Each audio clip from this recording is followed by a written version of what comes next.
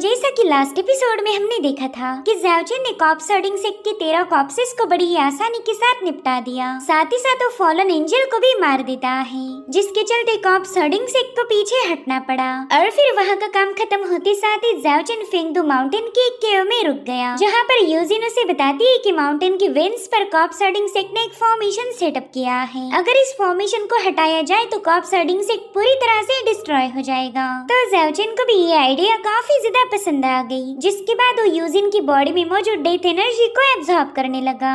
अब आगे तो इस एपिसोड की शुरुआत उसी सीन से होती है जहाँ पर ज़ाओजिन यूजिन की डेथ एनर्जी को एब्जॉर्ब कर रहा था, जिसके चलते ज़ाओजिन को तकलीफ होने लगी और ये बात यूजिन को बिल्कुल पसंद नहीं आती। वो ज़ाओजिन से कहती कि प्लीज इस प्रोसेस को यहीं पर रोक दो, मैं तुम्हें और तकलीफ में नहीं देख सकती। हालांकि ज़ाओजिन उसे यकीन दिलाता है कि वो पूरी तरह से सेफ है। यहाँ पर वो लाइफ एनर्जी का एक बहुत बड़ा टोर्नेडो क्रिएट करते हुए यूजिन की सारी डेथ एनर्जी को एब्जॉर्ब कर चुका, जिसके चलते यूजिन के पाव पर जो डेमोनिक मार्क्स थे वो अपने आप डिसअपीयर हो गए। वो ज़ाओजिन को बताती है कि मेरी बॉडी में जितनी भी डेथ एनर्जी थी वो सारी क्लियर हो गई, लेकिन वो ज़ाओजिन के लिए काफी ज्यादा परेशान थी। तो ज़ाओजिन उसे तसल्ली देते हुए बताने लगा कि तुम्हें मेरी फिक्र करने की कोई जरूरत नहीं, मेरे ब्लड में वो नेचुरल एबिलिटी है कि वो सारी इवल चीजों को अपने आप रिस्ट्रेन करे, यानी कि जैसे ही तुम्हारी डेथ एनर्जी मेरी बॉडी में एब्जॉर्ब होगी वो अपने आप रिफाइन हो जाएगी, मुझे उस पर मेहनत करने की बिल्कुल भी जरूरत नहीं। ज़ाओजिन की ये बातें सुनते साथ ही यूजिन काफी ज्यादा हैरान थी, क्योंकि आज तक जिसने भी उसकी डेथ एनर्जी को छुआ वो बंदा मारा गया, लेकिन ज़ाओजिन तो पूरी तरह से सेफ था। दरअसल ये सारा कमाल था ज़ाओजिन की बॉडी में मौजूद लाइफ एंड डेथ बीड का। तभी ज़ाओजिन यूजिन से कहने लगा कि तुम काफी देर से यहाँ पर हो, तुमने अब जल्दी से वापस चले जाना चाहिए, वरना कॉप्स हर्डिंग सेक्ट को तुम पर शक हो जाएगा। हो सकता है कि वो लोग तुम्हें ढूंढते हुए यहाँ पहुँच जाए। तो यूजिन ने फटाफट से अपनी एनर्जी का इस्तेमाल करते हुए वहाँ पर एक पोर्टल ओपन कर दिया, जिसमें से यूजिन की कॉफिन बाहर आ चुकी थी। तो यूजिन उस पर सवार होते हुए ज़ाओजिन से कहने लगी कि मैं तुम्हारा इंतजार करूंगी। अब उसके वहाँ से जाते साथ ही ज़ाओजिन को काफी ज्यादा तकलीफ होने लगी, इसलिए वो तुरंत ही कल्टीवेशन में बैठते हुए अपनी एनर्जी को स्टेबल करने की कोशिश करता है। यहाँ पर हम देख पाते हैं कि ज़ाओजिन के आसपास काफी स्ट्रॉन्ग इवल एनर्जी रिवॉल्व होने लगी है। वो तुरंत ही समझ गया था कि उसकी बॉडी में मौजूद लाइफ एंड डेथ की एनर्जी में मिसबैलेंस हो गया। दरअसल लाइफ एंड डेथ बीड ये दोनों भी उस कब्रिस्तान से इवॉल्व हुए थे जहाँ पर गॉड्स और डीमंस की टूम है, और इन दोनों बीड्स का काम था ज़ाओजिन के लिए अनलिमिटेड लाइफ फोर्स को सप्लाई करते रहना। अगर ज़ाओजिन की बॉडी में डेथ एनर्जी ज्यादा हो गई तो उसकी बॉडी एक्सप्लोड हो सकती थी। ज़ाओजिन तो यहाँ पर काफी ज्यादा पैनिक हो गया, उसे ऐसा लग रहा था कि शायद आज उसकी मौत पक्की है, मगर उतने में उसकी बॉडी से लाइफ एंड डेथ बीड बाहर आ गई। उन दोनों ने आपस में मर्ज होते हुए वहाँ पर एक इनयांग फॉर्मेशन को एक्टिवेट कर दिया था, जो कि फेंगडू माउंटेन की सारी स्पिरिचुअल एनर्जी को एब्जॉर्ब करने लगा, और अब वो सारी स्पिरिचुअल पावर ज़ाओजिन की बॉडी में समाने लगती है। ये देखकर वो भी काफी ज्यादा सरप्राइज हो गया। साथ ही साथ ज़ाओजिन को याद आता है कि पुराने डीमंस और गॉड ने उसे बताया था कि ये दोनों लाइफ एंड डेथ बीड उसे एज अ कोल्ड्रन यूज करेंगे, और जब तक ये बीड पूरी तरह से बॉर्न नहीं होते तब तक ज़ाओजिन को मरने का कोई अधिकार नहीं था। यानी कि ज़ाओजिन इन दोनों बीड्स के लिए एक सप्लीमेंट जैसा काम करता था, इसलिए वो बीड किसी भी कीमत पर ज़ाओजिन को मरने नहीं देंगे। अगर ज़ाओजिन मारा गया तो इन बीड्स का एग्जिस्टेंस भी उसी के साथ खत्म हो जाएगा। तो इसी तरह से ढेर सारी स्पिरिचुअल पावर प्रोवाइड करते हुए लाइफ एंड डेथ बीड ने ज़ाओजिन की जान एक बार फिर से बचा ली। ये दोनों बीड अब कम्प्लीटली स्टेबल हो चुके थे। साथ ही साथ उन्होंने ज़ाओजिन की बॉडी में आई हुई डेथ एनर्जी को पूरी तरह से रिफाइन कर लिया। यहाँ पर ज़ाओजिन नोटिस करता है कि उसका स्पिरिचुअल अवेयरनेस अब काफी ज्यादा इम्प्रूव हो चुका है। वो माउंटेन पर मौजूद हर एक छोटी सी छोटी चीज को भी महसूस कर पा रहा था। तो अब ये सब देखने के बाद ज़ाओजिन को शक होने लगा कि शायद उसने अपनी कल्टीवेशन रन पर ब्रेक थ्रू किया है। अरे ये तो होना ही था, क्योंकि ज़ाओजिन ने ढेर सारी स्पिरिचुअल पावर को एब्जॉर्ब किया है। तो ज़ाओजिन इस बात को कंफर्म करने के लिए तुरंत ही अपने स्वॉर्ड को समन कर लेता है। उसने इस केव पर न जाने कितने ही सारे स्लैश अटैक रिलीज कर दिए थे। उसने देखा कि उसकी प्रोफाउंड आर्ट अपने आप रिवर्स हो रही है, और इस बार ज़ाओजिन को उस प्रोफाउंड आर्ट की वजह से कोई तकलीफ नहीं हो रही थी, वरना पहले तो उसने जब भी प्रोफाउंड आर्ट का यूज किया उसे काफी ज्यादा सफर करना पड़ा था। लेकिन इस बार कहानी अलग थी। ज़ाओजिन तो काफी ज्यादा कंफर्टेबल कंफर्टेबल फील करने लगा। दरअसल इस सिचुएशन को प्रोफाउंड आर्ट सर्कुलेशन कहा जाता है। ज़ाओजिन तो अपनी इस इम्प्रूवमेंट से काफी ज्यादा खुश हो गया। दरअसल प्रोफाउंड आर्ट सर्कुलेशन एक डिवाइन एबिलिटी है जिसे सिर्फ छठी रेल्म वाले कल्टीवेटर्स ही मास्टर कर सकते थे। ज़ाओजिन खुश होते हुए कहने लगा कि भले ही मैं छठी रेल्म का वॉरियर नहीं हूँ, लेकिन फिर भी मैंने इस डिवाइन एबिलिटी को मास्टर कर लिया। अब तो मैं हेवन एंड अर्थ की स्पिरिचुअल पावर को डायरेक्टली चैनल कर पाऊंगा। इस तरह से मेरे पास ढेर सारी स्पिरिचुअल पावर का भंडार होगा। अब अगर सभी राइचस पाथ और इवल पाथ के सक्सेसर एक साथ मेरे साथ फाइट भी करे तो भी मेरी एनर्जी एग्जॉस्ट नहीं होगी। इनफैक्ट अब तो मैं मेरे हेवन डिस्ट्रॉइंग हैंड का यूज भी कर पाऊंगा और उससे भी मुझे कोई बैकलैश नहीं होने वाला। सो गाइस, यहाँ पर ज़ाओजिन को रिवर्सिंग आर्ट का बेनिफिट मिल चुका था, यानी कि वो जितनी स्पिरिचुअल पावर का इस्तेमाल करेगा उतनी ही स्पिरिचुअल पावर दोबारा से उसकी बॉडी में जमा होगी और उसके लिए ज़ाओजिन को कोई भी मेहनत करने की जरूरत नहीं पड़ने वाली। और ये चीज वाकई काफी ज्यादा फायदेमंद थी। तो ज़ाओजिन ने डिसाइड किया कि वो अब अपनी इस नई मिली हुई पावर को चेक करेगा। वेल, यहाँ पर ज़ाओजिन ने heaven shaking earth moving demon art को एक्टिवेट किया था। इस आर्ट की मदद से वो अपनी बॉडी में एक्सटर्नल अटैकिंग फोर्स को चैनल करने लगा और फिर जैसे उसने इस फोर्स को चैनल किया वो तुरंत ही उसे रिलीज कर देता है, जिसके चलते वहाँ पर एक जोरदार एक्सप्लोजन हो गया। ये हेवन शेकिंग टेक्निक भी प्रोफाउंड आर्ट सर्कुलेशन से मिलती जुलती थी। तो इसी टेक्निक का इस्तेमाल करते हुए ज़ाओजिन अपने डीमन आर्ट को परफेक्शन लेवल पर ले जाना चाहता है। उसने हेवन शेकिंग अर्थ मूविंग का इस्तेमाल करते हुए उस पूरे इलाके को तबाह करना शुरू कर दिया। हम देख पाते हैं कि ज़ाओजिन काफी तेजी के साथ ढेर सारी एनर्जी को रिलीज कर पा रहा है और फाइनली थोड़ी बहुत प्रैक्टिस करने के बाद उसने हेवन मूविंग अर्थ शेकिंग टेक्निक को मास्टर कर लिया। और उतने में ज़ाओजिन को पता चला कि उस इलाके में कोई पहुंच चुका है। ज़ाओजिन तो उन दो कल्टीवेटर्स को देखकर ही काफी ज्यादा खुश हो गया। वो कह रहा था कि इन दोनों का टाइमिंग परफेक्ट है, अब मैं इन पर अपनी पावर्स का इस्तेमाल कर पाऊंगा।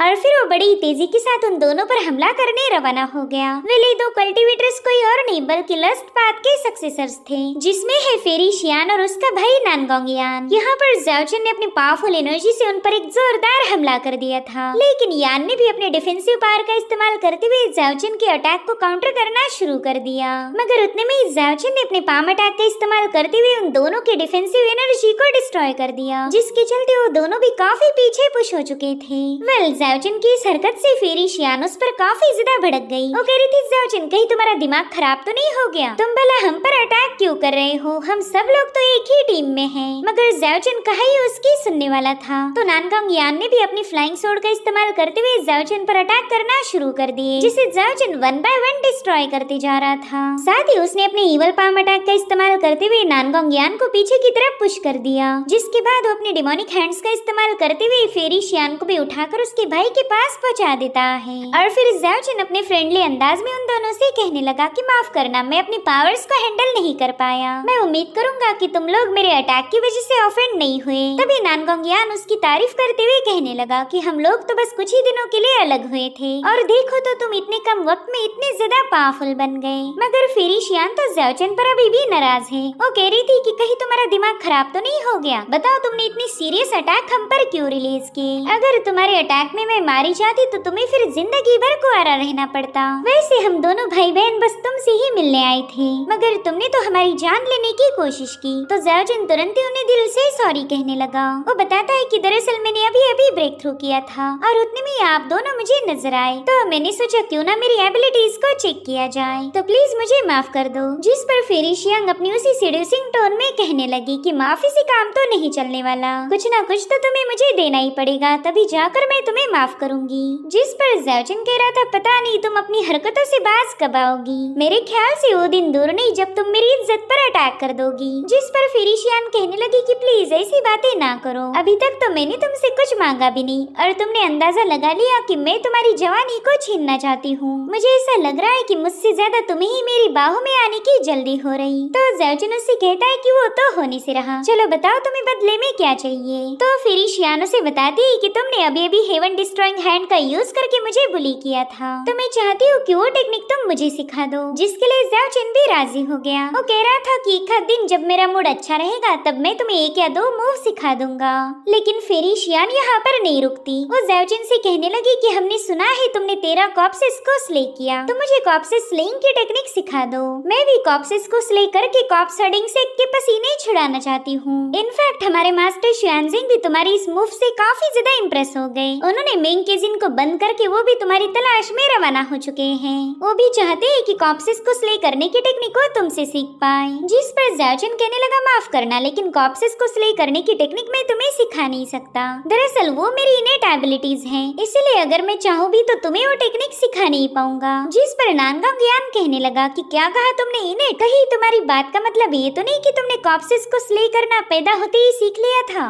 जिस पर ज़ाओजिन कह रहा था, हाँ बिल्कुल, ये तो मेरी इनेट एबिलिटीज में से एक है। जिस पर नानगोंग कहने लगा कि इसका मतलब तो ये है कि तुम किसी भी इवल पावर को रिस्ट्रेन कर पाओगे। तो ज़ाओजिन तुरंत ही उसे अपनी एनर्जी रिलीज करते हुए दिखाने लगा। वो कहता है, देखो मेरी ये टेक्निक किसी मार्शल आर्ट से बिलोंग नहीं करती, बल्कि ये तो एक डिमोनिक आर्ट है। जिसके बाद ये लोग अपने एज यूजुअल मीटिंग प्लेस पर पहुंच गए। ज़ाओजिन कह रहा था कि मैं इवल एनर्जी को रिस्ट्रेन कर सकता हूँ, और इसी से तुम जैसे लोगों को ये लग रहा है कि शायद मैं किसी एंशिएंट गॉड का डिसेंडेंट होऊंगा, और एक गॉड होने की वजह से इवल एनर्जी मुझ पर अटैक नहीं कर सकती। अगर तुम्हारे दिल में ये ख्याल आ रहे हैं तो तुम्हारी बात बिल्कुल सही है, क्योंकि मैं वाकई एंशिएंट गॉड का डिसेंडेंट हूँ। जिस पर फेरिशियान उसका मजाक उड़ाते हुए कहने लगी कि अगर तुम एंशिएंट गॉड के डिसेंडेंट हो तो फिर मैं भी किसी लेजेंडरी गॉडेस की रिइंकार्नेशन हूँ। वेल, इसका मतलब ये था कि इन दोनों भाई बहनों को ज़ाओजिन की बातों पर जरा भी यकीन नहीं, इसलिए नानगोंग ने फटाफट से एक कटा हुआ हाथ बाहर निकाल लिया। ज़ाओजिन तो उसे देखते साथ ही पहचान जाता है कि ये तो एक फॉलन एंजल का हाथ है। ज़ाओजिन कहता है, मेरे भाई मुझे तो लगा था कि तुम बस लड़कियों के दीवाने हो, मगर तुम तो एक नंबर के हौसी निकले। तुमने तो एक डीमन के हाथ को भी नहीं छोड़ा।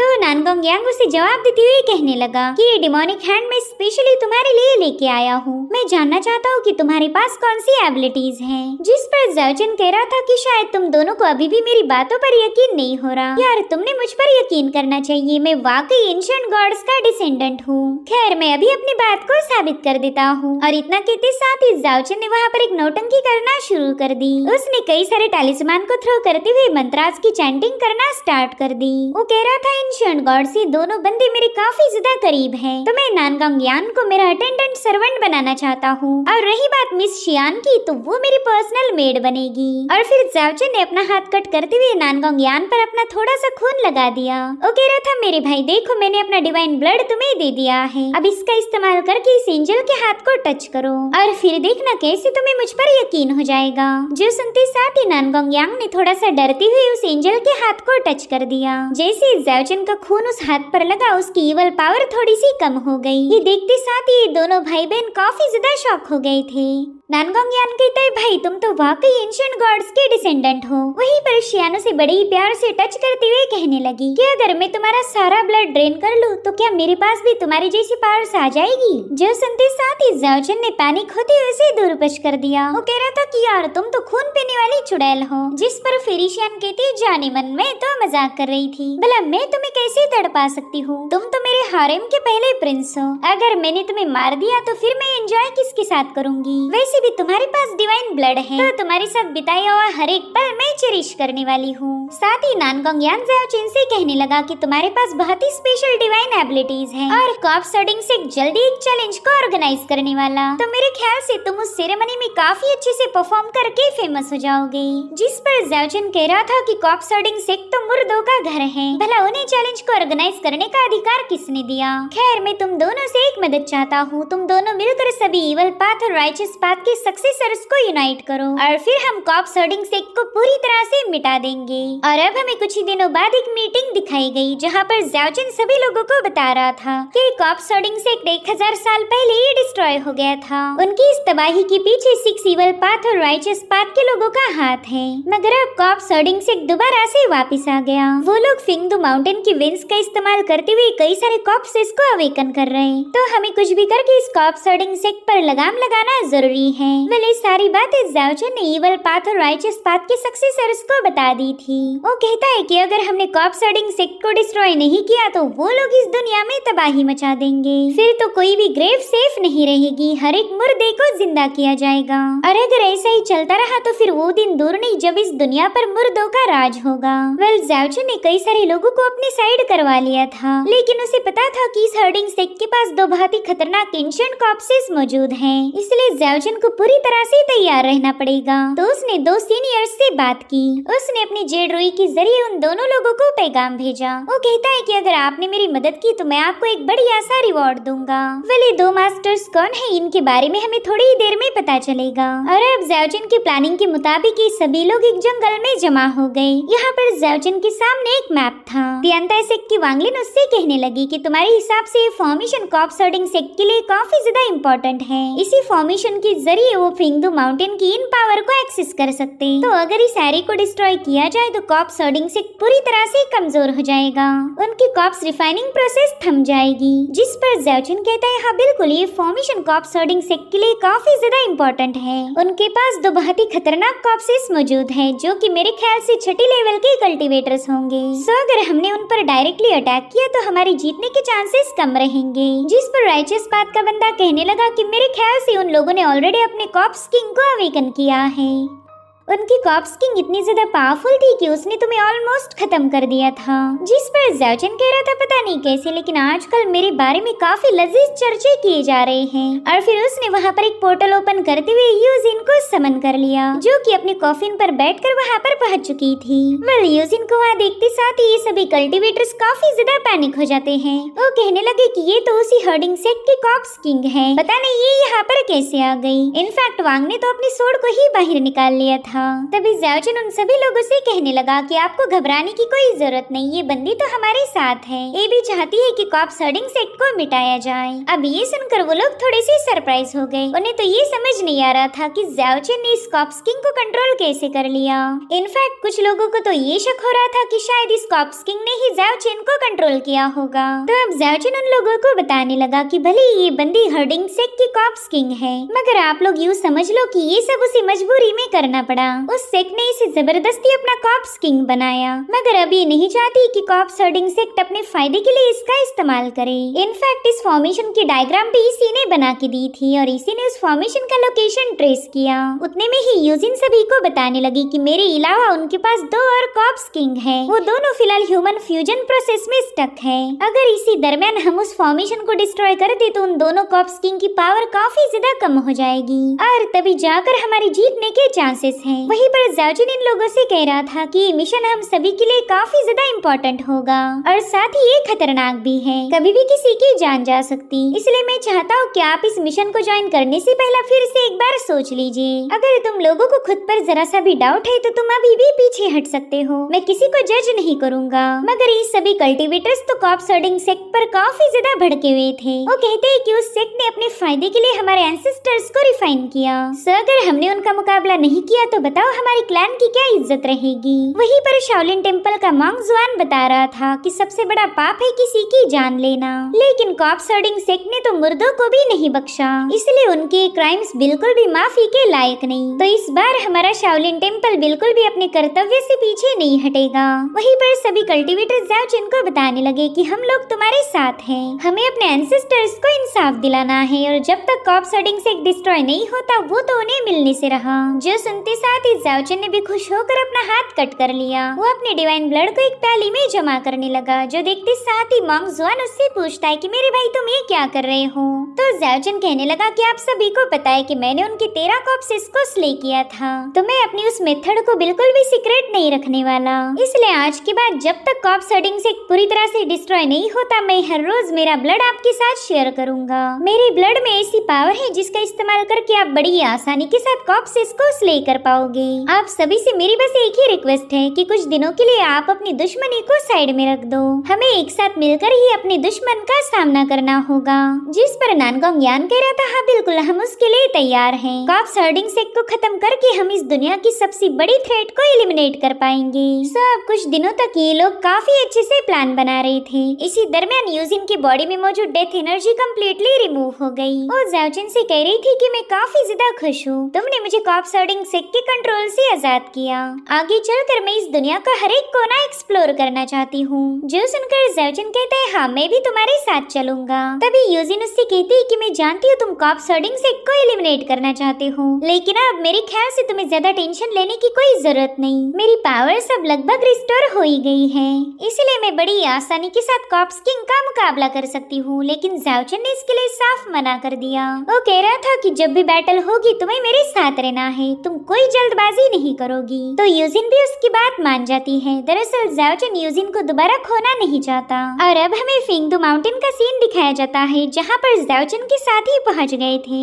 उन्होंने स्नीक अटैक करते हुए कॉप्स हर्डिंग सेक्ट के कल्टीवेटर्स को खत्म करना शुरू कर दिया। उन लोगों को तो कुछ भी समझ नहीं आ रहा था कि उन पर अटैक कौन कर रहा। वेल इस बार ईवल पाथ और राइचस पाथ एक साथ मिल चुकी है। साथ ही हम देख पाते हैं कि मोंग जुआन और वांग उस फॉर्मेशन के पास पहुंच गए। वहां जाते साथ ही मोंग जुआन ने फटाफट से उस फॉर्मेशन पर अपने कुछ टैलिस्मान सेटअप कर दिए। वेल ये टैलिस्मान हेवन शेकिंग थंडर को समन कर सकता है। तो ज़ाओजिन बताता है कि जैसे ही हमारी बैटल शुरू हो जाए तुम इस इन गैदरिंग फॉर्मेशन को डिस्ट्रॉय कर देना। इस एरी के खत्म होते साथ ही कॉप्स हर्डिंग सेक्ट के पास पावर की काफी ज्यादा कमी हो जाएगी। जिस पर वांग कह रहा था कि मेरे ख्याल से हमने अभी इस फॉर्मेशन को एक्सप्लोर करना चाहिए, हम एक सेकंड भी जाया नहीं कर सकते। जिस पर ज़ाओजिन कहता है कि मैंने 2 मास्टर्स को यहाँ पर बुलाया है, वो बस थोड़ी देर में पहुँच जाएंगे, तो उनके आने तक हमें इंतजार करना पड़ेगा।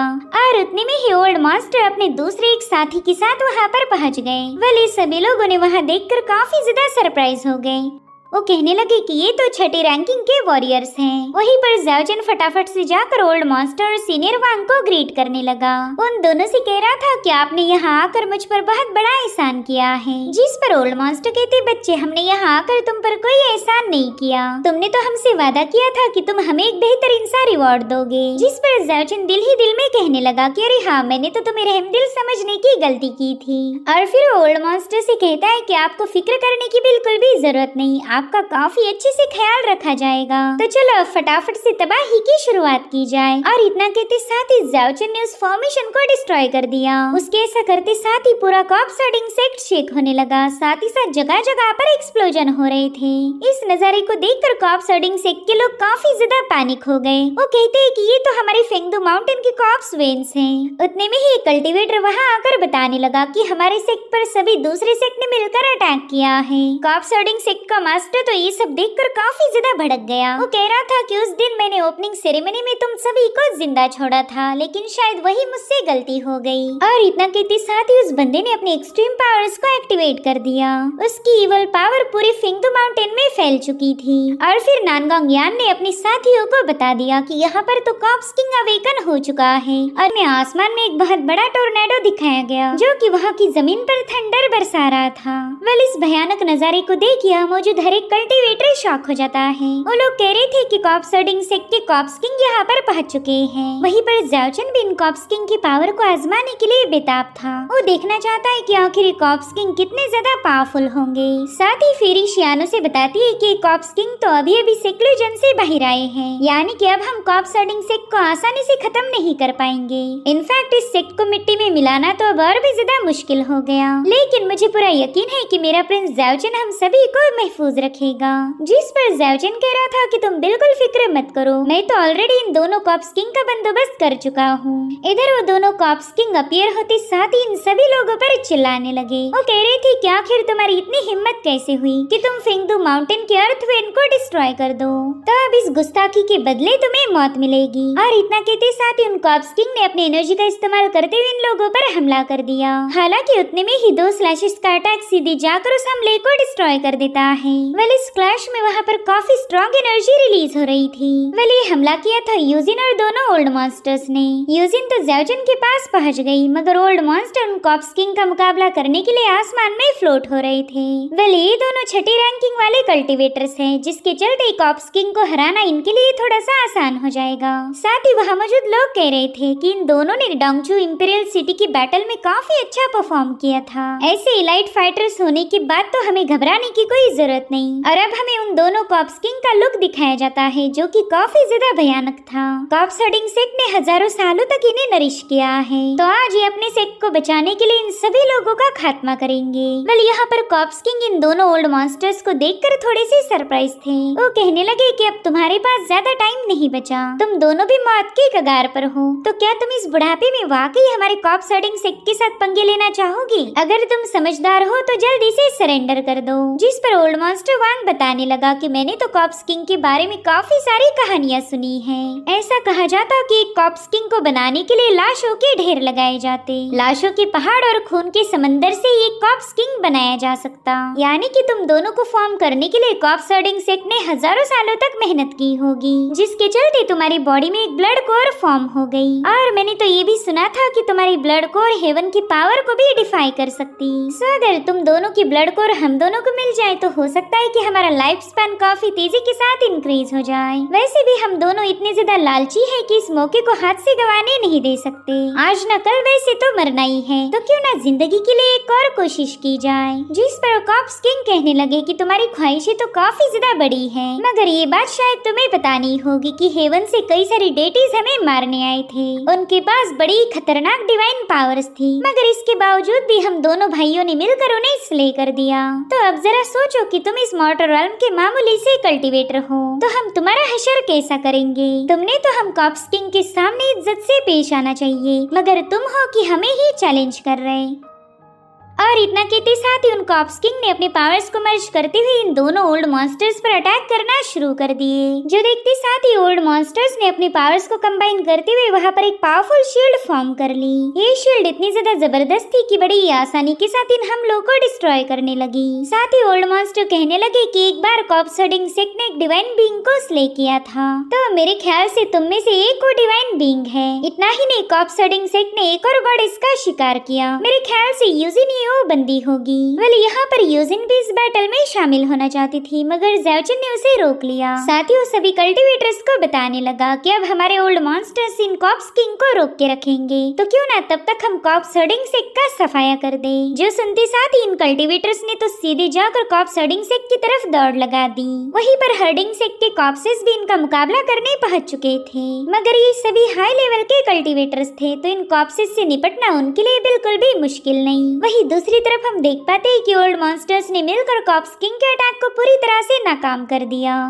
और अब अटैक करने की बारी ओल्ड मॉन्स्टर की थी। उन्होंने अपनी पावर्स का इस्तेमाल करते हुए वहां पर कई सारी फ्लाइंग स्वॉर्ड फॉर्म कर ली, जो कि सीधे जाकर उन कॉप्स किंग पर अटैक करने के लिए रवाना हो जाती हैं। हालांकि कॉप्स किंग ने अपनी पंचेस का इस्तेमाल करते हुए उन स्वॉर्ड के अटैक को काउंटर करना शुरू कर दिया। इधर ज़ाओचिन नहीं चाहता था कि यूजिन इन कॉप्स किंग के साथ बैटल करे, तो उसे लेकर सीधे हर्डिंग सेक्ट की तरफ रवाना हो गया। हालांकि दूसरा कॉप्स किंग इन्हें भागते हुए देख लेता है। वो यूजिन से कह रहा था कि तुम एक नंबर की धोखेबाज हो, जिस कॉप्स हर्डिंग सेक्ट ने तुम्हें बनाया तुम उसी की दुश्मन बन गई। और अब यहाँ पर वो कॉप्स किंग अपनी एनर्जी बॉल क्रिएट करते हुए इन दोनों पर अटैक करना शुरू कर देता है, जिसके चलते वहाँ पर काफी सारे धमाके हो रहे थे, मगर ज़ाओचिन और यूजिन ने मिलकर बड़ी आसानी के साथ उन सभी हमलों को डॉच कर दिया। वहीं पर कॉप्स किंग कह रहा था कि तुम तो काफी ज्यादा चालाक निकली, मुझे तो लगा ही नहीं था कि तुम इतनी आसानी से कॉप्स हर्डिंग सेक्ट की गुलामी से आजाद हो जाओगी। मुझे तो तुम पर शुरू से ही शक था, लेकिन तुम्हारे अंदर जो डिवाइन डेटी है उसने हमेशा तुम्हारी हिफाजत की।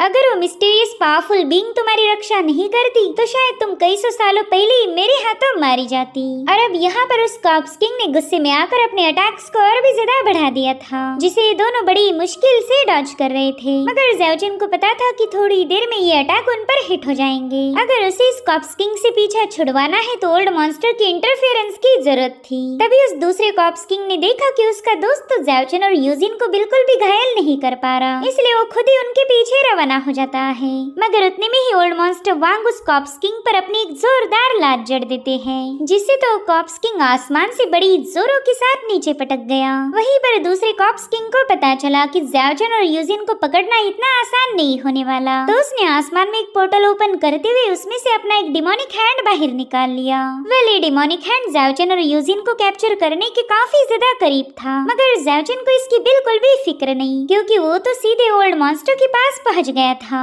उससे कहता है सीनियर, ये कॉप्स किंग तो वाकई काफी ज्यादा पावरफुल है, तो क्यों ना आप ही इससे डील कर लो। जो सुनकर ओल्ड मॉन्स्टर उसे गालियां देते हुए कहने लगा कि बच्चे तू तो एक नंबर का कमीना है, तेरी हिम्मत की तो दाद देनी चाहिए, तो खुद को बचाने के लिए मुझे शील्ड जैसे यूज कर रहा। जिस पर ज़ाओजिन कहने लगा कि मुझे दूसरे लोगों की मदद करनी होगी, वरना पता चले कि कॉप्स हर्डिंग सेक्ट हमारी सभी कल्टीवेटर्स का खात्मा कर दे। सब उस कॉप्स किंग के डिमोनिक हैंड के अटैक को रोकने के लिए ओल्ड मॉन्स्टर अपने ब्लड को सैक्रिफाइस कर देते हैं, जिसके चलते उन्होंने भी अपना एक डिमोनिक हैंड फॉर्म कर लिया था। और अब ये दोनों डिमोनिक हैंड एक दूसरे को सप्रेस करने की पूरी कोशिश करने लगे। वेल यहाँ पर ओल्ड मॉन्स्टर ने अपनी सारी ताकत दांव पर लगा दी, जिसके चलते वहाँ पर एक बहुत ही खतरनाक एक्सप्लोजन हो गया। वहीं पर यूजिन को तो इन दोनों ओल्ड मॉन्स्टर्स की काफी ज्यादा फिक्र होने लगी। वो परेशान होते हुए ज़ाओजिन से पूछ रही थी कि क्या ये दोनों एल्डर्स इतने ज्यादा पावरफुल हैं कि कॉप्स किंग को रोक पाएंगे। तो ज़ाओजिन उसे समझाता है कि तुम्हें इन दोनों की फिक्र करने की कोई जरूरत नहीं। इन दोनों ने डोंगचू की भयानक बैटल को भी काफी अच्छे से हैंडल किया था। अगर उस वक्त तुम इनकी पावर्स देखती तो हैरान हो जाती।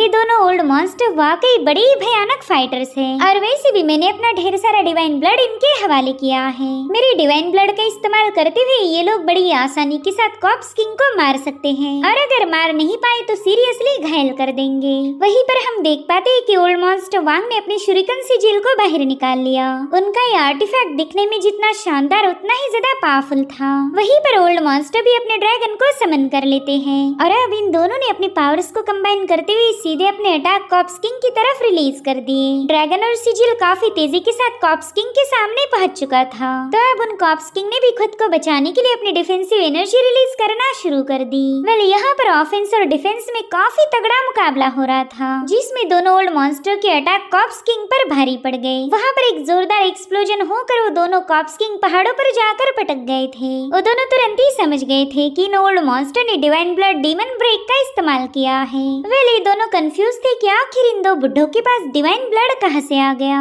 साथ ही वो कहने लगे कि कॉप्स वेन को तुम लोगों ने बुरी तरह से सीवियर कर दिया, जिसकी वजह से हमारी पावर कमजोर पड़ गई, वरना तो तुम्हारे जैसे बुड्ढों को हम कब का ही मसल चुके होते। जिसके बाद वो दोनों अपने अगले अटैक की तैयारी करने लगे। वहीं पर ओल्ड मॉन्स्टर वांग भी अपनी पावर्स को एक्टिवेट करते हुए बताने लगा कि कुछ सालों पहले मैं एक एंशिएंट टूम में कल्टीवेट कर रहा था, मगर उस वक्त कॉप्स हर्डिंग सेक्ट के चूहों ने अचानक से मुझ पर अटैक कर दिया। उस दिन तो मैं मारा ही जाता, लेकिन किस्मत ने मेरा साथ दिया। तो एक लंबे अरसे से मैं इसी मौके का इंतजार कर रहा था कि कब मैं कॉप्स हर्डिंग सेक्ट का खात्मा कर दूं। तो आज वो दिन आ चुका है जब हमारा स्कोर सेटल हो जाएगा। वेल यहाँ पर ओल्ड मॉन्स्टर वांग कॉप्स किंग पर अटैक करने ही वाला था, मगर दूसरे ओल्ड मॉन्स्टर ने उसे रोक लिया। उसे समझाते हैं कि ऐसे बेसब्र होकर अटैक मत करो, ऐसे तो फिर तुम भी इन लोगों के साथ मारे जाओगे। ये मत भूलो कि हम यहाँ पर क्यों आए हैं। इधर ज़ाओजिन और यूजिन आगे बढ़ी रहे थे कि तभी वहाँ पर हमारे थर्की ड्रैगन की एंट्री हो गई। वो तो आते साथ ही ज़ाओजिन का मजाक उड़ाते हुए कहने लगा कि मैंने तो बस तुम्हें कुछ दिनों के लिए अकेला छोड़ा था, और देखो तो तुम मेरे लिए एक नई भाभी जान लेकर आ गए। मेरे दोस्त, पता नहीं तुम्हारी ये थर्की हरकतें कब बंद होगी। मगर जैसे ही पीपीलोंग ने यूजिन को देखा, वो काफी ज्यादा शॉक हो जाता है। वो इमोशनल होते हुए कहने लगा कि तुम तो फेरी यूजिन हो, मुझे अपनी आंखों पर यकीन नहीं हो रहा कि मैं तुम्हें दोबारा से मिल पा रहा हूँ। अब ये सुनकर ज़ाओजिन भी हैरान होते हुए पीपीलोंग से पूछने लगा कि क्या तुम यूजिन को जानते हो। वहीं पर यूजिन पीपीलोंग को छूते हुए कहने लगी कि तुम तो ईस्टर्न डिवाइन ड्रैगन हो, मुझे ऐसा लगता है कि मैं तुम्हें पहले से ही जानती हूँ। और अब हमें पास्ट के कुछ विजन्स दिखाए जाते हैं, जहाँ पर पीपीलोंग एक एंजल के हाथों बुरी तरह से घायल हो चुका था। यहाँ पर यूजिन रोते हुए कहने लगी कि मुझे ठीक से याद तो नहीं आ रहा, मगर इतना तो पता है कि मेरी कुछ इम्पोर्टेंट मेमोरीज मिसिंग है। ऐसा लगता है कि मेरी सोल अभी भी कंप्लीट नहीं हुई। वेल ज़ाओजिन उसे याद दिलाना चाहता था कि वो ज़ाओजिन के बारे में ही भूल चुकी है, मगर फिलहाल के लिए वो यूजिन के माइंड पर प्रेशर डालना नहीं चाहता था। तो उसने अपनी सारी ताकत लगाकर पीपीलोंग की मूछें खींचना शुरू कर दी, जिस पर पीपीलोंग कह रहा था, मेरे भाई मैं तुझे सब कुछ बताने के लिए तैयार हूँ, मगर पहला तो तुझे मेरी मूछें छोड़नी होगी, मुझे काफी ज्यादा पेन हो रही। जो सुनते साथ ही ज़ाओजिन ने फटाफट से उसके विस्कर को छोड़ दिया। अब यहाँ पर पीपीलोंग उसे सब कुछ बताने ही वाला था कि उतने में उन्हें एक जोरदार धमाके की आवाज आ गई। दरअसल पहले ब्लास्ट हुआ था कॉप्स हर्डिंग सेक्ट में, जहाँ का एल्डर वांग हुई के साथ फाइट कर रहा था। इस बैटल में नानगोंग यान भी उस बंदे का साथ देने लगा, लेकिन कॉप्स हर्डिंग सेक्ट के ये लोग काफी ज्यादा पावरफुल हैं। सेक्ट मास्टर ने तो अपने पर्पल ब्रॉन्ज रिंग का इस्तेमाल करते हुए वहाँ पर एक जोरदार एक्सप्लोजन कर दिया, जिसमें रिलीज होने वाली एनर्जी से ये सभी कल्टीवेटर पीछे की तरफ पुश हो गए। जो देख ज़ाओजिन यूजिन से कहने लगा कि फिलहाल हमें इसके बारे में डिस्कस करने के लिए बिल्कुल भी वक्त नहीं। एक बार कॉप्स हर्डिंग सेक्ट का खात्मा हो जाए, फिर हम सारे पीसेस को एक साथ जोड़ के तुम्हारी मेमोरीज को रिस्टोर करने की कोशिश करेंगे।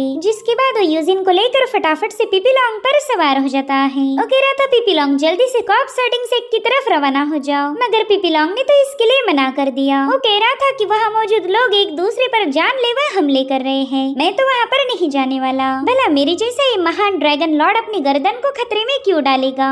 तो ज़ाओजिन कहता है कि यहाँ पर तो जंग चल रही, अगर तुम्हें मरने से इतना ही ज्यादा डर लग रहा था तो फिर तुम यहाँ पर क्यों आए? तो पीपीलोंग अपने बड़े बड़े पंजों से इशारा करते हुए उसे बताने लगा कि मैं तो यहाँ बस पैसे के लिए आया हूँ। तो ज़ाओजिन उससे कहता है कि ठीक है, एक बार हम कॉप्स हर्डिंग सेक्ट को डिस्ट्रॉय कर दे, फिर हम सीधे उनके ट्रेजरी पर छापा मारेंगे। वहाँ पर जो भी ट्रेजर मिलेगा उसमें से 30% मेरा और 70% तुम्हारा। जो सुनते साथ ही पीपीलोंग ने खुश होकर सीधे कॉप्स हर्डिंग सेक्ट की तरफ धावा बोल दिया। वेल, ये ड्रैगन इतना ज्यादा लालची था कि ट्रेजर के लिए किसी भी हद तक जा सकता है। इधर अरीना में तो खून खराबा मचा हुआ था और तभी पीपीलोंग इन दोनों को लेकर वहाँ पर पहुँच गया। उसने तो वहाँ आते साथ ही कॉप्स हर्डिंग सेक्ट के कॉप्सेस पर अपनी जबरदस्त फायर से हमला कर दिया, जिसके चलते वहाँ पर एक जोरदार धमाका हो गया था। साथ ही न जाने कितने ही सारे कॉप्सेस निपट गए। सभी लोग डिवाइन ड्रैगन और यूजिन को एक साथ देखकर काफी ज्यादा हैरान थे। वेल, यहाँ पर ज़ाओजिन यूजिन से कहने लगा कि तुम्हें इस बैटल में उतरने की कोई जरूरत नहीं, तुम तो बस यही से उन दोनों कॉप्स किंग की हलचल पर ध्यान रखो। अब तक तो यूजिन भी समझ गई थी कि ज़ाओजिन किसी भी कीमत पर बस उसे प्रोटेक्ट करने की कोशिश कर रहा है, तो यूजिन भी उसकी बात मान गई और फिर ज़ाओजिन ने भी अपने हेलबर्ड को समन करते हुए सीधे अरीना में एंट्री लगा दी।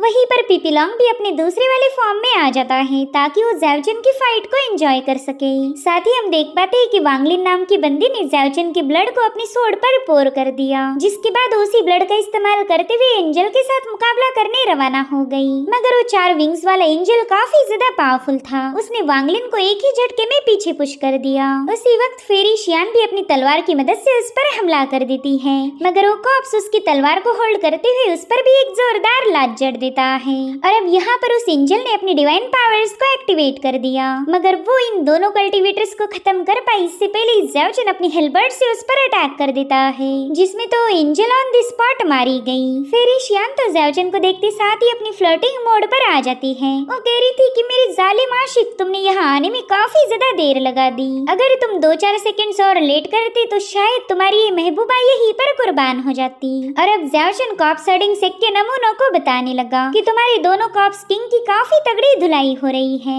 अगर तुम्हें ये लग रहा कि तुम्हारे कॉप्स किंग यहाँ पर तुम्हें बचाने आएंगे तो ऐसा बिल्कुल भी नहीं होने वाला, तो क्यों ना तुम फटाफट से सरेंडर कर दो। मगर सरेंडर करने की बजाय तो वो लोग डर के मारे ही वहाँ से भागने लगे, मगर उतने में ही शाओलिन टेम्पल के मॉन्क जुआन ने उनका रास्ता ब्लॉक कर दिया।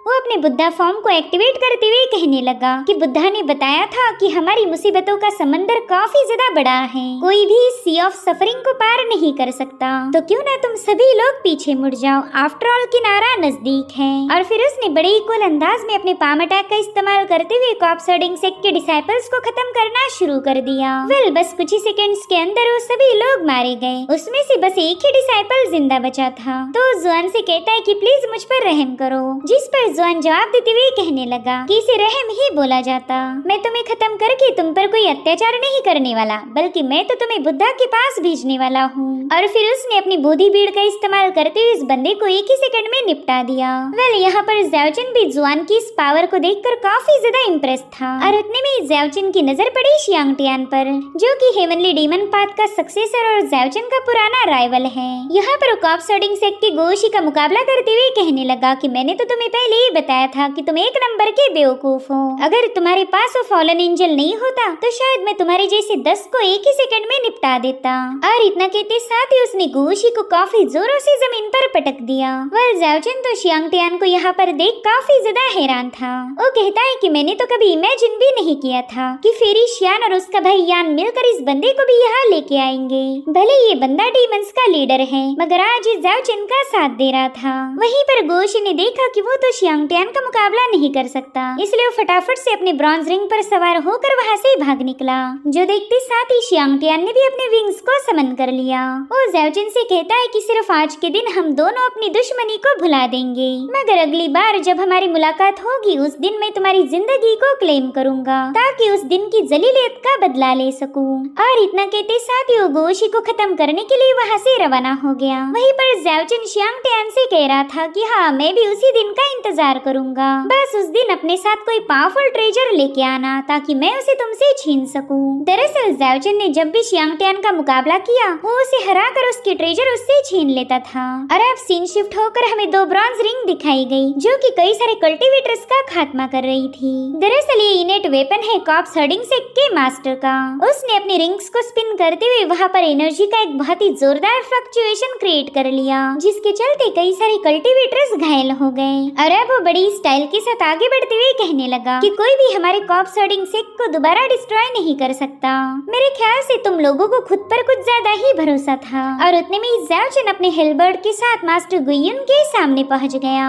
वो गुइयुन से कह रहा था कि अगर तुम वाकई इतने ज्यादा पावरफुल हो तो मेरा मुकाबला करके अपनी काबिलियत को साबित करके दिखाओ। तो गुइयुन ने भी अपनी ब्रॉन्ज रिंग का इस्तेमाल करते हुए ज़ाओजिन पर एक जोरदार अटैक कर दिया। वो कह रहा था कि ज़ाओजिन मैं तो तेरा ही इंतजार कर रहा था। और उतने में ज़ाओजिन ने अपनी हेवन शेकिंग अर्थ स्प्लिटिंग स्ट्राइक को एक्टिवेट कर दिया। उसके ऐसा करते साथ ही वहाँ पर बहुत ही भयानक एनर्जी रिलीज होने लगती है। इन दोनों की पावर आपस में टकराते हुए उस पूरे इलाके को शेक करने लगी। और उतने में वहाँ पर एक जोरदार ब्लास्ट हो जाता है। इस पावर को देखते साथ ही सभी लोग काफी ज्यादा हैरान हो गए। वेल यहाँ पर गुइयुन भी काफी ज्यादा कंफ्यूज था। वो ज़ाओजिन से कहता है कि तू तो बस चौथी रैंकिंग वाला एक मामूली सा कल्टीवेटर है, मगर फिर भी तूने मेरी फुल फोर्स से की हुई स्ट्राइक को काफी अच्छे से ब्लॉक कर दिया। सब यहाँ पर गुइयुन ने अपनी बची हुई सारी पावर्स का इस्तेमाल कर लिया, जिसके चलते एक जोरदार धमाके के साथ ही दोनों भी पीछे की तरफ पुश हो गए। ज़ाओजिन उससे कहता है कि चल तूने तो अपनी फुल स्ट्रेंथ का इस्तेमाल करते हुए मुझ पर हमला किया था, जिसे तो मैंने ब्लॉक कर दिया, मगर अब अटैक करने की बारी मेरी है। और फिर यहाँ पर ज़ाओजिन ने अपनी स्पेशल टेक्निक हेवन अनहाइलेटिंग पाम को एक्टिवेट कर दिया था। उसके पहले पाम स्ट्राइक को तो गुइयुन अपनी डिफेंसिव एनर्जी का इस्तेमाल करते हुए तुरंत ही डिस्ट्रॉय कर देता है, मगर वो खुशियाँ मना पाता उतने में ही आसमान में एक पोर्टल ओपन हो गया। वहाँ से ज़ाओजिन का बड़ा ही खतरनाक पाम आकर उस पर हिट हो चुका था। गुइयुन तो अपनी पूरी ताकत का इस्तेमाल करते हुए इसे रोकने की कोशिश करने लगा, मगर फाइनली वो इसमें नाकाम होकर उस पाम के नीचे क्रश हो गया। इतना ही नहीं, ज़ाओजिन ने और भी कई सारे हेवनली पाम क्रिएट कर लिए थे, जिनकी मदद से वो गुइयुन पर मुसलसल अटैक बरसाने लगा। वहाँ पर ऐसी जबरदस्त ऑरा रिलीज हो रही थी कि कॉप्स हर्डिंग सेक का दूसरा एल्डर ये देखकर ही काफी ज्यादा पैनिक हो गया। हम देख पाते हैं कि ज़ाओजिन के हमलों से गुइयुन की हालत काफी ज्यादा खस्ता हो गई। वो जैसे तैसे खुद को संभालते हुए कहने लगा कि ये सब तो इम्पॉसिबल है, आखिर एक चौथी रैंकिंग का मामूली सा कीड़ा मुझे घायल कैसे कर सकता। और उतने में जुआन सामने आकर ज़ाओजिन से कहने लगा कि अगर तो अपने और 5-6 पाम अटैक इस पर हिट करता तो शायद इस बंदे की अकल ठिकाने पर आ जाती। उसके बाद तो ये हम्बल मॉन्क एल्डर गुइयुन को बुद्धा का नॉलेज दे सकता था। जो सुनते साथ ही फेरी शियान की हंसी छूट गई। ओके दी जुआन, तुम्हारी बुद्धा की टेक्निक तो दूसरे मॉन्क के मुकाबले काफी ज्यादा अलग है। तुम मारते पहले और समझाते बाद में। हालांकि मास्टर गुइयुन ने अभी तक हार नहीं मानी थी। वो अपनी ब्रॉन्ज रिंग को एक जायंट रिंग में तब्दील कर देता है ताकि वो इन सभी को एक साथ ही निपटा सके, मगर तब तक ये सभी कल्टीवेटर्स यूनाइट हो गए थे और फिर इन सब ने एक साथ मिलकर गुइयुन पर अटैक कर दिया, जिसमें तो बेचारी गुइयुन का किस्सा खत्म हो गया। वहीं पर कॉप्स हर्डिंग सेक का दूसरा एल्डर ज़ाओजिन को मारने के लिए हवा में छलांग लगा चुका था, मगर ज़ाओजिन ने उस पर एक जोरदार पंच हिट करते हुए उसे नीचे पटक दिया। वहीं दूसरी तरफ ये दोनों ओल्ड मॉन्स्टर्स कॉप्स किंग को लेकर सीधे कॉप्स हर्डिंग सेक के पास पहुंच चुके थे। इसी दरमियान ओल्ड मॉन्स्टर ने अपने इंपीरियल सील का इस्तेमाल करते हुए उन दोनों पर ड्रैगन से अटैक कर दिया, जिसमें तो दोनों कॉप्स किंग काफी ज्यादा घायल हो जाते हैं और अब ये दोनों तुरंत ही वहाँ से भाग निकले। वेल इन दोनों का भी एक प्लान था, जो कि है ज़ाओजिन के हाथों इन दोनों कॉप्स किंग का खात्मा करवाना। साथ ही वो यूजिन की पावर को भी विटनेस करना चाहते थे। वहीं दूसरी तरफ ज़ाओजिन कॉप्स हर्डिंग सेक के एल्डर से सवाल पूछने लगा कि बताओ यूजिन तुम्हें कहाँ मिली थी, तुमने उसके साथ ऐसा क्या किया था जो एक कॉप्स किंग में बदल गई। जिस पर वो मास्टर जवाब देते हुए कहने लगा कि मैं इसके बारे में कुछ नहीं जानता। दरअसल वो कॉप्स किंग न जाने कितनी ही सारी जनरेशन से हमारे पास डाउन होती आ रही, तो उसे किसने कैप्चर किया था और उसका ओरिजिन क्या है इसके बारे में मेरे पास कोई जानकारी नहीं। जो सुनते साथ ही ज़ाओजिन उस पर अटैक करते हुए कहने लगा कि फिर तो तू मेरे किसी काम का नहीं। और इतना कहते साथ ही उसने उस मास्टर का किस्सा वहीं पर खत्म कर दिया। उतने में ही यूजिन ज़ाओजिन को बताने लगी कि वो दोनों कॉप्स किंग यहाँ पर पहुंच चुके हैं। ये सभी कल्टीवेटर्स देखते ही कि ओल्ड मॉन्स्टर्स तो अभी भी उनका मुकाबला कर रहे। ओल्ड मॉन्स्टर ने तो डिवाइन ब्लड का इस्तेमाल करते हुए उस कॉप्स किंग पर एक जोरदार पंच हिट कर दिया, जिससे तो और भी ज्यादा भड़क गया था। और अब यहाँ पर वो दोनों भी अपनी पावर्स को मर्ज करते हुए उन पर एक जोरदार अटैक कर देते हैं। हालांकि दोनों ओल्ड मॉन्स्टर तो वहाँ से भाग निकले, जिसके चलते इनका कॉप्स हर्डिंग से ही डिस्ट्रॉय हो जाता है। तो अब कॉप्स किंग ने आसमान पर एक पोर्टल ओपन कर दिया, जिसमें से बहुत ही खतरनाक एनर्जी रिलीज हो रही थी। ये कॉप्सेस इतने ज्यादा पावरफुल थे कि सभी कल्टीवेटर्स वहाँ से भाग निकले और तभी यूजिन ज़ाओजिन का साथ देने के लिए वहाँ पर पहुँच जाती है, जहाँ पर दोनों कॉप्स किंग यूजिन और ज़ाओजिन पर अटैक करने के लिए आ चुके थे। और उतने में यूजिन ने अपनी पावर का इस्तेमाल करते हुए इन दोनों कॉप्स किंग पर हमला कर दिया, मगर वो लोग साइड में हटते हुए यूजिन के अटैक को डॉज कर लेते हैं। इतना ही नहीं, यूजिन तो अब उन दोनों का मुकाबला करने के लिए तैयार हो चुकी थी और यही देखकर ज़ाओजिन को टेंशन आने लगा। वो किसी भी कीमत पर यूजिन को खोना नहीं चाहता था, मगर यूजिन उसे समझाती है कि तुमने कई दफे मेरी मदद की है, तो प्लीज इस बार मुझे तुम्हारा साथ देने दो। और इतना कहते साथ ही यूजिन का लुक पूरी तरह से बदल गया। वो स्पिरिट कॉप्स किंग के फॉर्म में आ चुकी है और इसी के साथ इन तीनों कॉप्स किंग के दरमियान एक जबरदस्त मुकाबला शुरू हो गया। उनमें से एक कॉप्स किंग यूजिन के अटैक को काउंटर करने लगा और वहीं पर दूसरा कॉप्स किंग उसे समझा रहा था कि तुम अपने ही लोगों को धोखा नहीं दे सकती। ये मत भूलो कि तुम कोई इंसान ना होकर हमारी जैसी ही डीमन हो, तो जल्दी से अपना फर्ज निभाओ और इन इंसानों को खत्म कर दो। मगर यूजिन वहाँ पर अपनी पावरफुल ऑरा को रिलीज करते हुए कहने लगी कि 10,000 सालों से दूसरे लोग हमें कंट्रोल करते आ रहे। तुम्हें तो किसी के हाथ की कठपुतली बनने का शौक होगा, लेकिन मैं तुम्हारी जैसी बिल्कुल नहीं। मैंने तो अपना स्पिरिचुअल कॉन्शियसनेस अवेकन किया है, इसलिए अब मुझे खुद के लिए फाइट करनी पड़ेगी। और अब यहाँ पर यूजिन ने अपनी डिमोनिक एनर्जी का इस्तेमाल करते हुए हजारों लाखों फ्लाइंग सोर्ड फॉर्म कर ली, जिसे देखते साथ ही कॉप्स किंग वहाँ से भागना शुरू कर देते हैं। वो उसे समझा रहे थे कि हम दो हैं और तुम अकेली हो, इसलिए हमारे साथ मुकाबला करने की गलती मत करना, अभी भी वक्त है, संभल जाओ। इधर ये दोनों ओल्ड मॉन्स्टर बड़े ही मजे के साथ इस मुकाबले को विटनेस करने लगे। ओल्ड मॉन्स्टर कह रहे थे कि इस बंदी की बॉडी में 10,000 साल पुरानी डेथ एनर्जी है, जिसे इसने कम्प्लीटली रिफाइन कर लिया।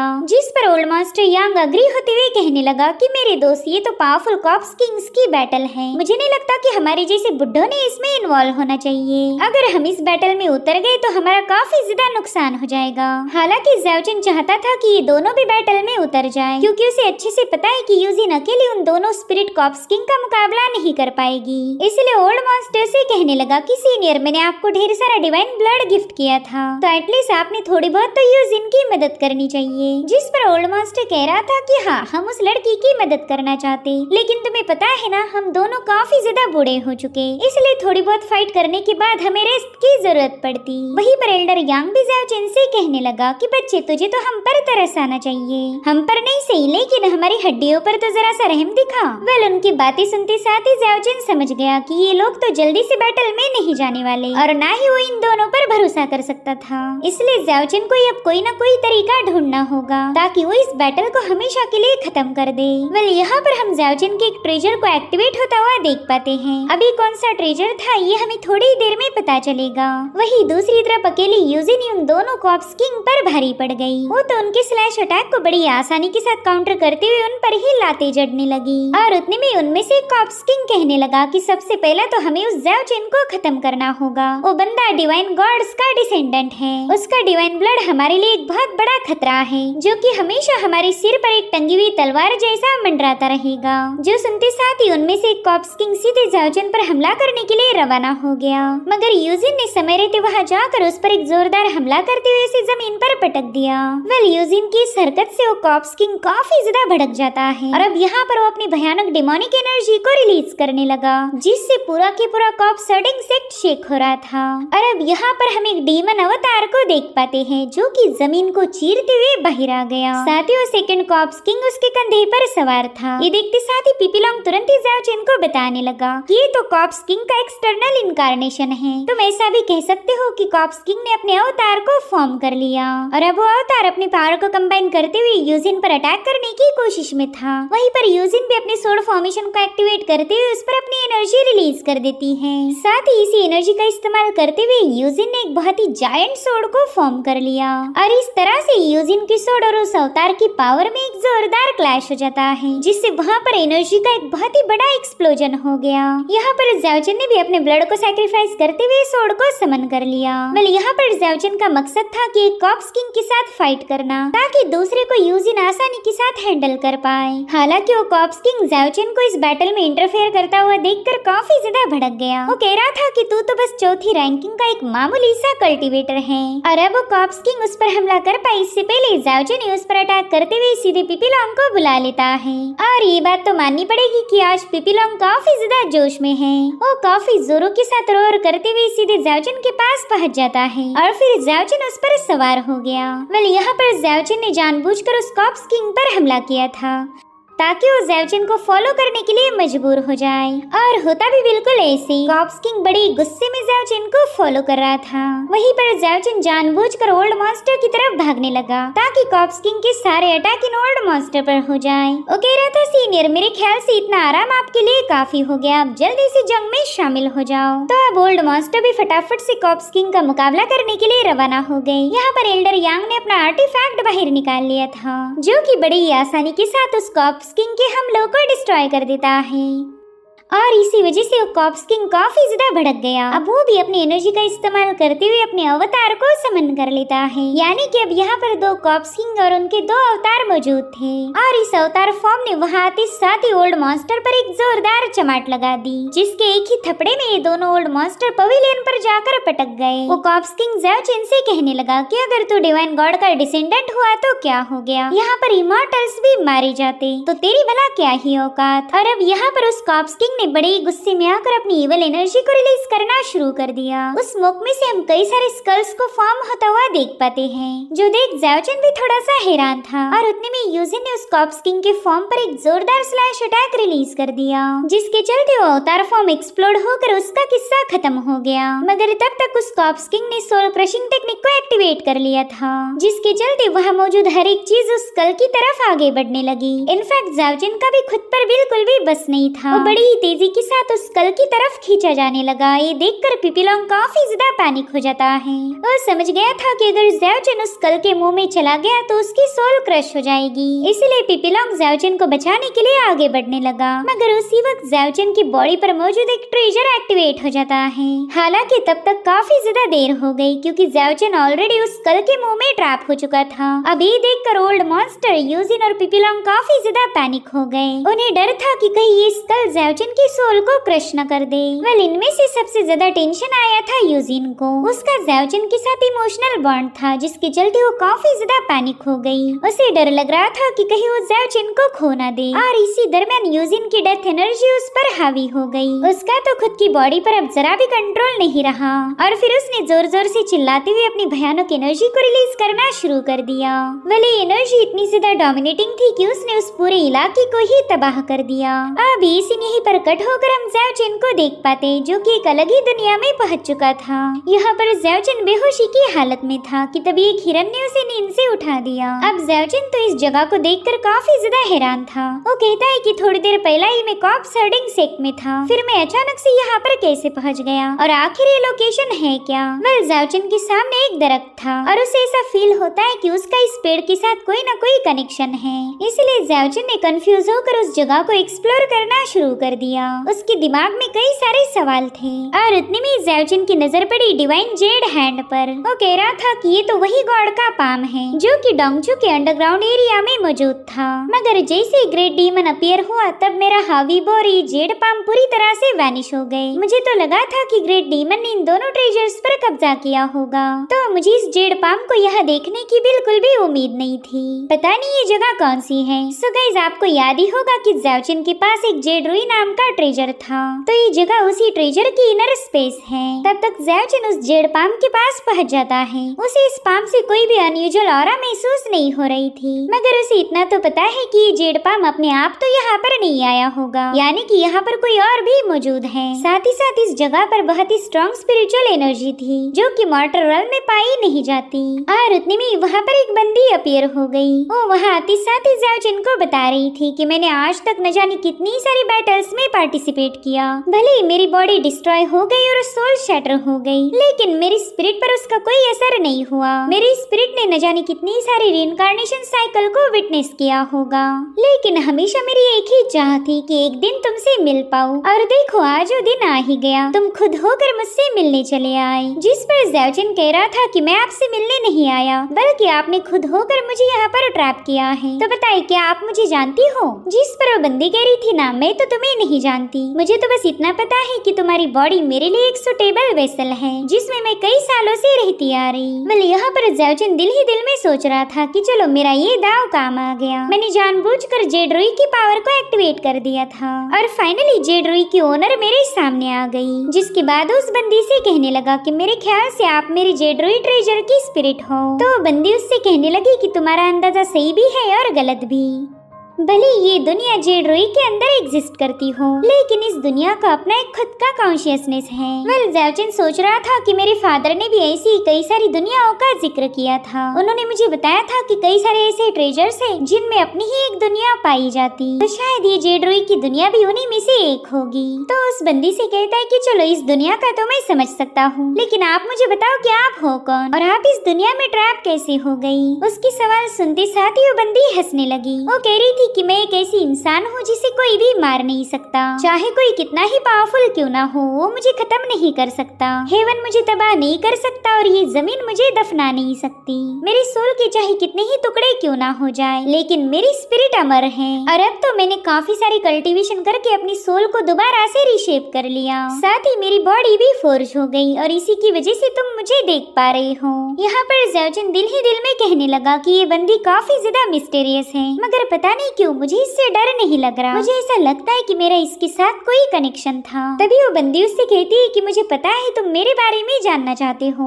मगर इस दुनिया में ऐसे अनगिनत सवाल हैं जिनके जवाब किसी के पास नहीं होंगे। कुछ लोग तो सवालों के जवाब ढूंढने में अपनी पूरी जिंदगियां गुजार देते हैं, मगर फिर भी उनके हाथ कुछ नहीं लगता। तुम्हें तो फॉरबिडन एरा के ग्रेटेस्ट डीमन गॉड दुगुबाइटियन के बारे में पता ही होगा। वो तो इतना ज्यादा महान था, मगर वो भी सारे सवालों के जवाब ढूंढ नहीं पाया। जिस पर ज़ाओजिन कहने लगा कि मेरे ख्याल से आप एंशिएंट एरा से बिलोंग करने वाली कोई डिवाइन एंटिटी हो और यही वजह है कि आप 10,000 सालों बाद भी एग्जिस्ट कर पा रही। तो हो सकता है आपके पास मेरे सवालों के जवाब होंगे। क्या आप मुझे बता सकते हो कि यहाँ पर 10,000 साल पहले क्या हुआ था? जिस पर वो बंदी कह रही थी कि तुम्हें हर एक चीज जानने की कोई जरूरत नहीं, क्योंकि जिन्हें भी सच्चाई पता चली फिर उन्हें डीमन और गॉड के कब्रिस्तान में जाना पड़ा। और मुझे बिल्कुल नहीं लगता कि तुम इतनी जल्दी मरना चाहोगे। वेल इस बंदी की बातें सुनकर ज़ाओजिन काफी ज्यादा कंफ्यूज हो गया। उसे इतना तो पता चला कि अगर वो 10,000 साल पहले क्या हुआ था इस सवाल का जवाब जानेगा तो मारा जाएगा। वेल यहाँ पर वो बंदी उससे कह रही थी कि मुझे भी आराम की जरूरत है ताकि मैं अपनी सारी स्ट्रेंथ को गैदर कर पाऊँ। अरे वो बंदी वहाँ से जाने वाली थी कि तभी ज़ाओजिन उससे कहने लगा कि सीनियर प्लीज मेरी मदद कीजिए। आपको तो पता ही होगा कि वो दोनों कॉप्स किंग काफी ज्यादा पावरफुल हैं, तो प्लीज उन्हें खत्म करने में मेरी मदद कीजिए। तो बंदी भी इसके लिए राजी हो गई। वो कह रही थी ऑफ कोर्स मैं तुम्हारी हेल्प करूंगी, लेकिन यहाँ पर मैं बस तुम्हें 2 ही चीजें दे सकती हूँ। मैं कई सालों से तुम्हारी बॉडी में रहती आई हूँ, तो इतना तो मैं तुम्हारे लिए कर ही सकती। तुम यूँ समझ लो कि मेरी तरफ से तुम्हारे लिए पेमेंट है। अब मैं तुम्हें जो पहली चीज देने वाली हूँ उसमें है डीमन का लेफ्ट हैंड। और इतना कहते साथ ही उस बंदी ने अपनी एनर्जी की मदद से उस जेड पाम को रिफाइन करना शुरू कर दिया। ज़ाओजिन तो हैरान होते हुए कहने लगा कि ये तो किसी डेटी का हाथ है, मगर आपने इसे डिमोनिक हैंड बोला। इसके अपीयरेंस से तो बिल्कुल ऐसा नहीं लगता कि ये किसी डीमन का हाथ होगा। जिस पर वो बंदी जवाब देते हुए कहने लगी कि हाँ ऐसा लगना नॉर्मल है, क्योंकि इस डिमोनिक हैंड की असली पावर को सील करके रखा था। इसका बाहरी कवच बस एक इल्यूजन है और इसी वजह से कई सारे लोग बेवकूफ हो गए। उन्हें तो ये लग रहा था कि ये किसी डिवाइन का हाथ होगा, मगर असल में तो ये डीमन गॉड का लेफ्ट हैंड है। और अब यहाँ पर उस बंदी ने एक फॉर्मेशन को एक्टिवेट कर लिया था, जिसकी एनर्जी सीधे जाकर उस जेड पाम को शटर करना शुरू कर चुकी। धीरे धीरे करते हुए इस जेड पाम का सरफेस ब्रेक होने लगा और अब उसका असली फॉर्म सामने आ जाता है। साथ ही वो बंदी ज़ाओजिन को बता रही थी कि एक जमाने में एक बहुत ही पावरफुल डीमन गॉड था। गॉड्स ने उसे ब्रूटली मार दिया था, जिसके चलते उसकी बॉडी के कई सारे पीसेस अलग अलग रेल्म में बिखेरे गए ताकि वो कभी खुद को जोड़ ना पाए। लेजेंड्स के अकॉर्डिंग ऐसा कहा जाता था कि जो भी ये डिमोनिक हैंड क्लेम करेगा उस बंदे को इस पर लगे हुए सील को ब्रेक करना होगा। हालांकि इस सील को ब्रेक करना नेक्स्ट टू इम्पॉसिबल था, मगर तुम्हारे खातिर मैंने इसे आसान कर दिया। गया। अब तुम बड़ी आसानी के साथ डीमन गॉड के लेफ्ट हैंड की पावर को यूज कर पाओगे। भले ये डिमोनिक हैंड काफी ज्यादा पावरफुल है, लेकिन मैं नहीं चाहती कि तुम पूरी तरह से इस पर निर्भर हो जाओ। तुम्हें अपनी भी पावर्स का इस्तेमाल करना पड़ेगा। तो इसी वजह से मैंने इस हेवनली डिमोनिक हैंड पर एक और रेस्ट्रिक्शन सेटअप किया है। उस रेस्ट्रिक्शन के होने की वजह से तुम इस डिमोनिक हैंड को बस 3 बार ही यूज कर पाओगे। मगर एक बात याद रखना, ये ट्रेजर हमेशा तुम्हारे पास नहीं रह सकता। जब भी डीमन गॉड की स्कल पर लगाया हुआ सील हट जाएगा, तब ये डिमोनिक हैंड अपने आप अपने मालिक के पास लौट जाएगा। तुम चाहकर भी इसे रोक नहीं पाओगे। मगर अच्छी खबर ये है कि फिलहाल के लिए तुम इसका इस्तेमाल कर पाओगे। खैर, ये तो हो गया पहला तोहफा। अब मैं तुम्हें एक और तोहफा देने वाली हूँ। वेल, तुम्हें दूसरा गिफ्ट मिलने वाला है हावीबो, जो कि तुम्हारा फेवरेट था।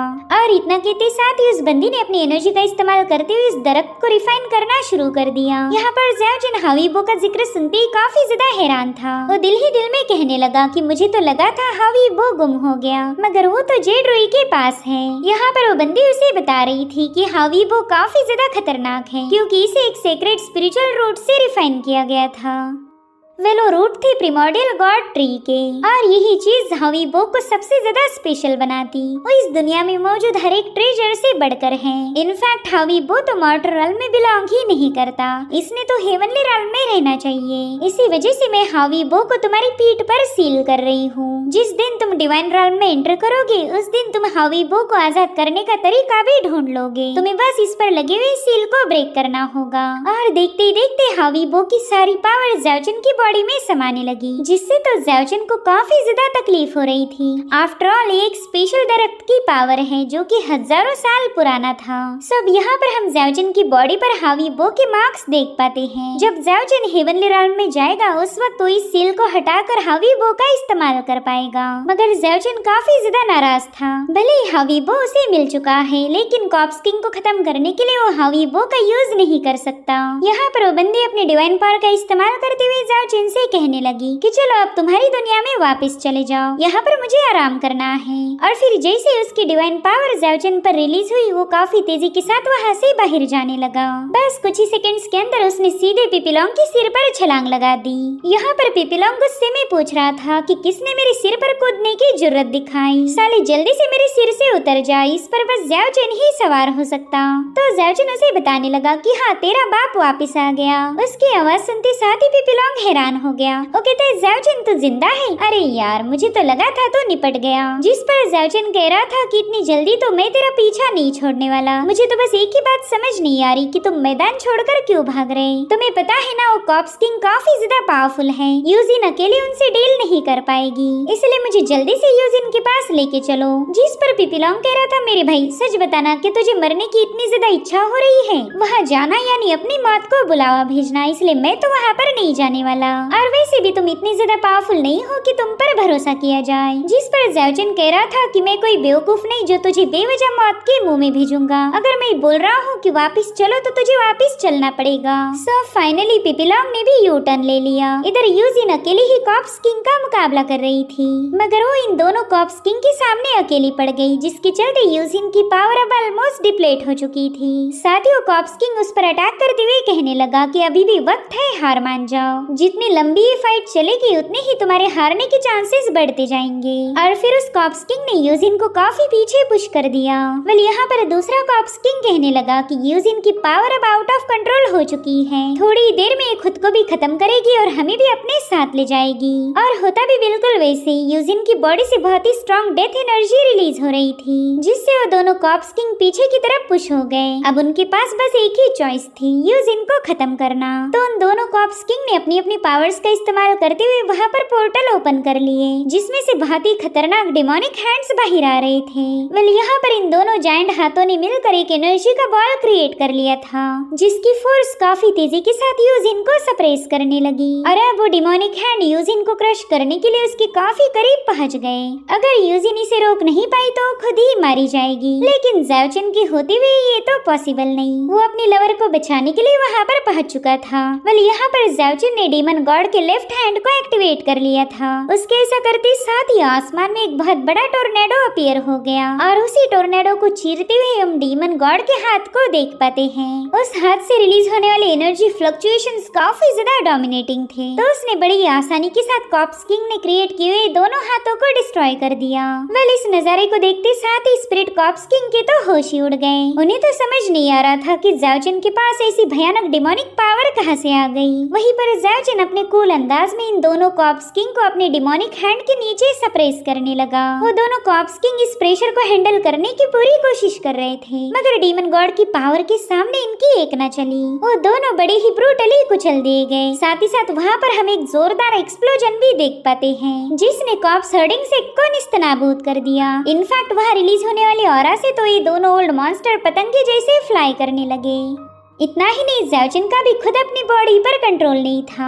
हालांकि पिपीलोंग ने फटाफट से जाकर अपने दोस्त को कैप्चर कर लिया। सो ये है ज़ाओजिन के नए ट्रेजर की पावर, जो कि काफी ज्यादा भयानक थी। मगर बड़े अफसोस की बात है कि ज़ाओजिन इसका लगातार इस्तेमाल नहीं कर पाएगा, क्योंकि जेड रूई ने इस पर एक रेस्ट्रिक्शन सेटअप किया था। अब सब कुछ शांत हो गया, ये बैटल फाइनली खत्म हो गई। साथ ही ज़ाओजिन ने जैसे ही यूजिन का नाम पुकारा, उसकी डिमोनिक एनर्जी अपने आप वैनिश होने लगी। वो तो काफी ज्यादा खुश होकर तुरंत ही ज़ाओजिन के पास पहुंच जाती है। यहाँ पर वो ज़ाओजिन से कहने लगी कि मुझे तो लगा था कि मैंने तुम्हें खो दिया। वहीं पर ज़ाओजिन को भी खुशी मिल रही थी कि यूजिन उसकी इतनी ज्यादा फिक्र करती है। साथ ही यहाँ पर यूजिन ने उन दोनों कॉप्स किंग की डिमोनिक कोर को भी हासिल कर लिया, जो कि एक्सट्रीमली पावरफुल है। वहीं पर ज़ाओजिन अपने हाथ को देखते हुए कहने लगा कि मैंने तो कभी इमेजिन भी नहीं किया था कि उस डीमन गॉड के हाथ में इतनी ज्यादा पावर होगी। इसकी एक ही स्ट्राइक तबाही मचाने की ताकत रखती। तो जाहिर सी बात है, जेड रूई ने कुछ सोच समझकर ही इस पर रेस्ट्रिक्शन सेटअप किया होगा।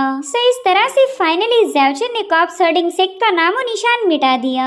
कई सौ सालों बाद ये सेक्ट राइज हुआ था, मगर ज़ाओजिन ने उन्हें दोबारा से सुला दिया, क्योंकि इस सेक्ट के डिस्ट्रॉय होने में ही इस दुनिया की भलाई थी। और इसी के साथ एपिसोड यहीं पर एंड हो जाता है।